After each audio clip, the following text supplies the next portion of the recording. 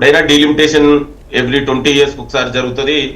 మనకు గతంలో జరిగేది ఉంటే 76 తర్వాత ఆనాడు తీసుకున్న పాలసీల ప్రకారం 2001లో కూడా ఆనాడు బీజేపీ వాజ్పేయి గారు ప్రధాని ఉన్నప్పుడే ఫ్రీజింగ్ పెట్టడం జరిగింది. ఎందుకంటే అప్పుడున్నటువంటి ప్రభుత్వాలు విధానాలు పాపులేషన్ బేస్డ్ జనరల్ గా డీలిమిటేషన్ జరుగుతాయి. అయితే ఆనాడు ఉన్నటువంటి పరిస్థితులకు అనుగుణంగా దేశంలో ఎదుర్కొంటున్న సమస్యలకు అనుగుణంగా పాపులేషన్ కంట్రోల్ చేయడం జరిగింది. అది ప్రత్యేకించి కేంద్ర ప్రభుత్వ పాలసీని దక్షిణాది రాష్ట్రాలు చాలా సక్రమంగా ఆ పాపులేషన్ కంట్రోల్ చేసినాయి.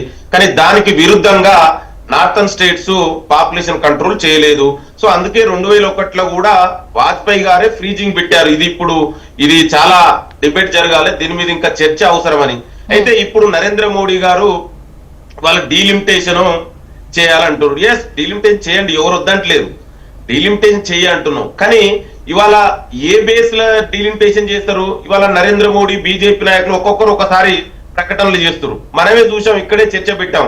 గత కొన్ని రోజులుగా పాపులేషన్ ఆధారంగా డీలిమిటేషన్ చేస్తా ఉన్నాం. కానీ మన దక్షిణాది రాష్ట్రాలు ఇప్పటికే కేంద్ర ప్రభుత్వం 12 సంవత్సరాల నరేంద్ర మోడీ పాలనలో ఏ విధంగా మొండి చేయి చూసినో చాలా స్పష్టంగా కనబడుతుంది.